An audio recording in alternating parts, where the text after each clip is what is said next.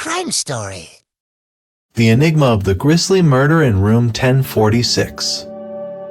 On the fateful afternoon of January 2, 1935, an enigmatic man strode into the President Hotel, nestled in the heart of Kansas City, Missouri. He was an unusual figure, no luggage to speak of, his coat and hat standing out in stark contrast to his attire. In the hotel's ledger, he recorded his identity as Roland T. Owen from Los Angeles and settled the bill for a single night's accommodation. This visitor, an imposing and athletic young man bearing the telltale signs of a pugilist with his battered ears and a conspicuous scar etched on his head, embarked on a curious choice. He selected room 1046, perched on the hotel's lofty 10th floor. On his way to this enigmatic room, Owen engaged Randolph Probst, a corridor clerk, in conversation. In passing, he casually mentioned that he had initially intended to stay at the Muhlebach Hotel but had a change of heart, purportedly due to the steep price of $5 per night. Upon reaching the enigmatic room 1046, Owen ventured inside. From his coat pockets, he retrieved a comb, toothbrush, and toothpaste, proceeding to the bathroom with these items in tow. Curiously, after this brief bathroom interlude, he exited the room, allowing the hall attendant to secure the door behind him. Together, they made their way back to the lobby, where Probst handed Owen the key, and the enigmatic guest departed the hotel, setting in motion a sequence of events that would forever shroud room 1046 in mystery. What did the maid see? Later that day, the hotel's maid, Mary Soptic, rapped on the door of room 1046, offering her cleaning services. To her surprise, Roland Owen was inside and graciously allowed her entry, requesting that she keep the door unlocked, explaining that a friend would soon pay him a visit. As Mary ventured into the dimly lit room, she couldn't help but notice the tightly drawn curtains and the room's sole illumination emanating from a modest table lamp.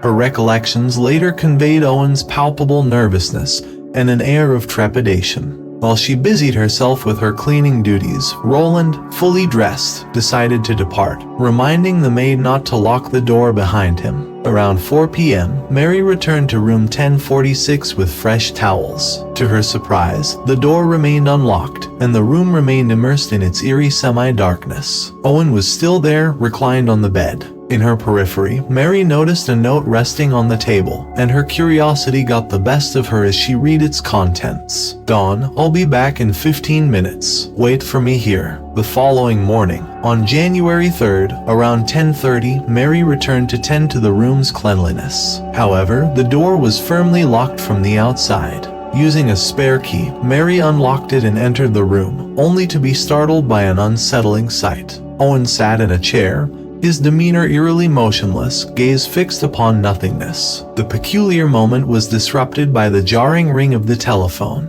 Roland, slowly and with an air of detachment, lifted the receiver, listened to the caller, and replied, "No, Dawn, I'm not hungry.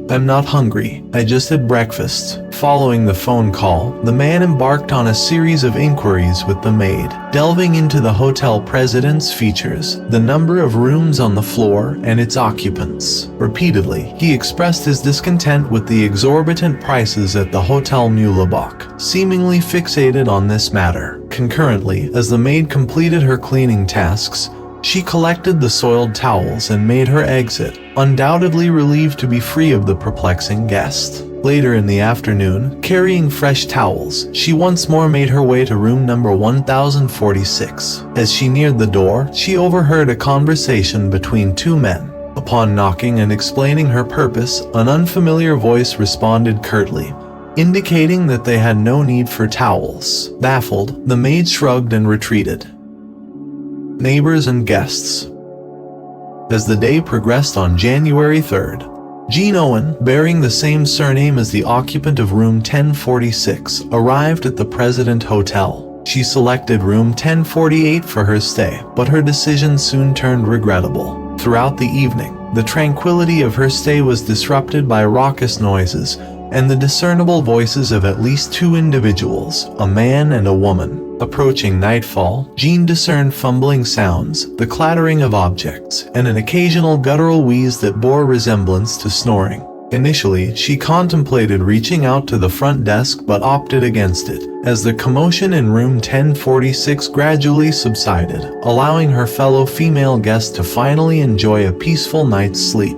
Charles Blocher, an employee at the President Hotel, also observed peculiar occurrences on that eventful night. A rambunctious gathering in room 1055 had drawn his attention. This revelation came to light when, sometime past midnight, he guided a woman to the 10th floor as she sought room 1026, which was inexplicably unlocked, and she proceeded inside. Notably, he had encountered her on multiple occasions within the hotel premises, describing her cautiously as a woman known to frequent the hotel with various men in different rooms. A few minutes later, Blocher made a return trip to the 10th floor. He had been summoned by the same woman via telephone, expressing her concern about the absence of the man who had arranged to meet her in room 1026. In his role, Blocher was unable to offer much assistance, but extended an offer to wait before descending once again. Around half an hour later, the woman called him once more, requesting to be escorted to the lobby. Approximately an hour afterward, she reappeared, accompanied by an unidentified man who had procured a room. Blocher obligingly led them to the 9th floor. Around 4 a.m., the woman left the hotel, and 15 minutes later, the man followed her outside. Regrettably, neither the woman nor her companion was ever identified, leaving their potential connection to Roland Owen and room 1046 shrouded in mystery. Strange passenger. At approximately 11 p.m. on the evening of January 3rd, a city worker named Robert Lane was navigating the downtown streets of Kansas City. As he passed by the President Hotel, his attention was captivated by an unusual sight. He spotted a man sprinting along the sidewalk, a bewildering sight considering the frigid winter night. The stranger, in stark contrast to the biting cold, was garbed in nothing more than pants and a tank top. In a gesture of desperation, the man signaled Lane, initially mistaking him for a cab driver. Upon realizing his error, he offered his apologies and beseeched Lane to transport him to a location where he could hail a taxi. Lane, obliging, remarked, "You look like you're in quite a predicament." The man nodded and let out an ominous statement, "I'll get back at that tomorrow." Lane couldn't help but notice a conspicuous wound on his passenger's arm. Upon reaching their intended destination, the man expressed gratitude, disembarked from Lane's vehicle, and promptly hailed a taxi. Lane, unwittingly playing a minor role in one of the city's most perplexing murder cases, drove away, oblivious to the enigmatic events unfolding in his midst. The telephone receiver. On the following morning, January 4th, at approximately 7 a.m., the vigilant phone operator at the President Hotel detected an issue with the phone in room 1046. It had been off the hook for 3 hours. In response, she dispatched Randolph Probst to inform the occupant that they needed to replace the receiver. As Probst approached the door of room 1046, he discovered it was securely locked, with a "Do Not Disturb" sign hanging from the knob. He knocked on the door, and a moment later, a voice from within instructed him to enter. However, when he attempted to open the door, he found it still locked. After knocking repeatedly, to no avail, he finally exclaimed, "Put the phone down." With a sense of bewilderment, Probst retreated, shaking his head, suspecting that he had encountered a guest who was either inebriated or acting irrationally. An hour and a half elapsed, and still, the phone receiver remained off the hook. At this juncture, the hotel clerk, Harold Pike, was dispatched to resolve the matter. Upon reaching room 1046, Pike encountered the same locked door. He resorted to a spare key to access the room, which appeared to have been locked from the outside. Inside the dimly lit room, he discerned Owen, reclined on the bed, unclothed. Similar to Probst's earlier assumption, Pike too surmised that the guest was merely inebriated. He repositioned the telephone receiver and the apparatus, all of which were on the floor. Without inquiring about Owen's well-being, Pike left the room without further interaction. Around 11 a.m., yet another phone operator observed that the phone in room 1046 had once again been lifted off the hook. Probst returned to the room, encountering the persistent "Do Not Disturb" sign on the door. With no response to his knocks and queries, he resorted to his spare key once more, this time entering the room. A frightening discovery. This time, Randolph Props was confronted with a sight even more horrifying than what Harold Pike had described.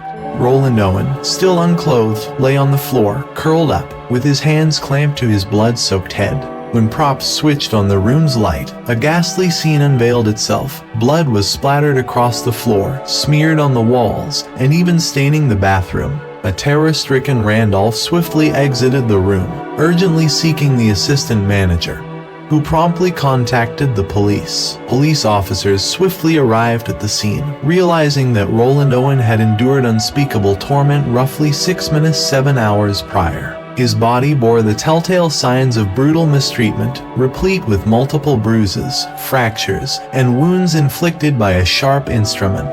The confines of the small hotel room had seemingly been transformed into a nightmarish chamber of suffering. When asked about what had transpired, Owen, in a semi-conscious state, could only manage to mutter, "I fell in the bathroom."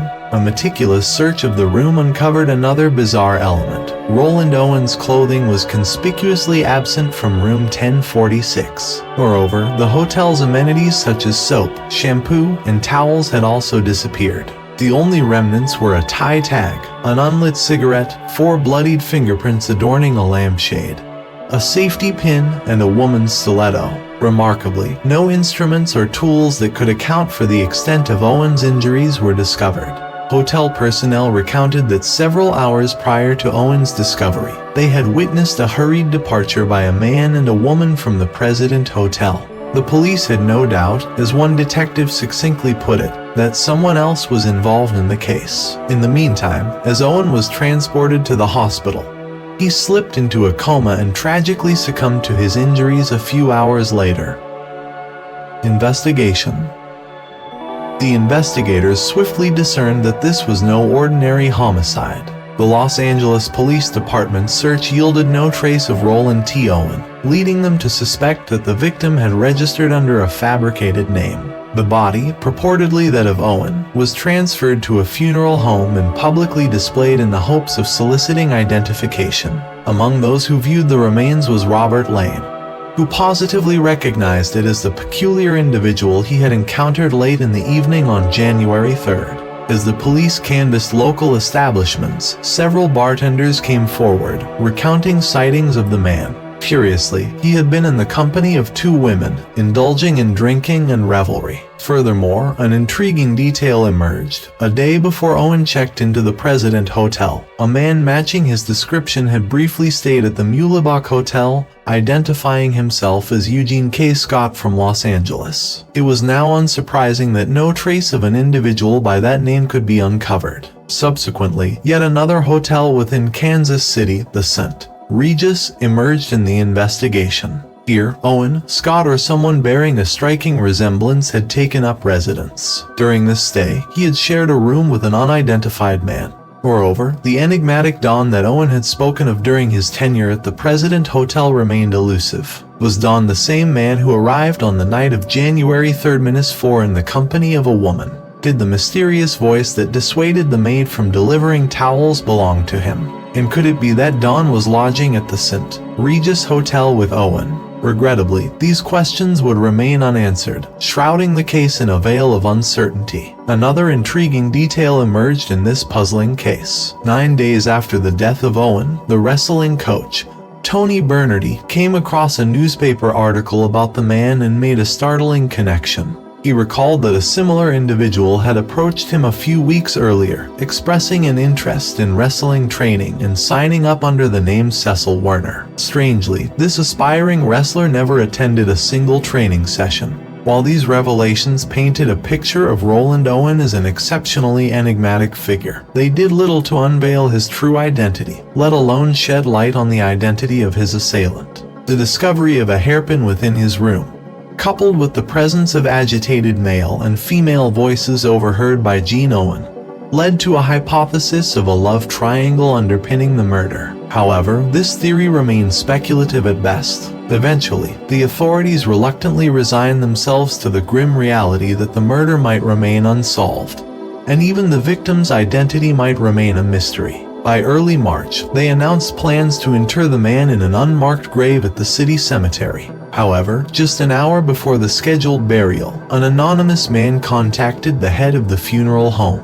He requested that the funeral be postponed to allow him to send funds for a respectable burial. The caller disclosed that Roland T. Owen was indeed the deceased's true name and further explained that Owen was engaged to the caller's sister. The funeral director conveyed that this enigmatic individual mentioned that Owen was in a bind and that the police were pursuing a false lead. Shortly thereafter, the funds, once again sent anonymously by mail, arrived, allowing for the burial of Owen in Memorial Park Cemetery. The funeral proceedings were a solemn affair, attended only by a handful of detectives. Yet, another layer of mystery emerged. Towards the end of the funeral service, a local florist made an unexpected appearance and was discreetly compensated, once more by an anonymous source, to deliver an expansive bouquet of scarlet roses to the gravesite. The accompanying card bore a simple message: "Love forever, Louise."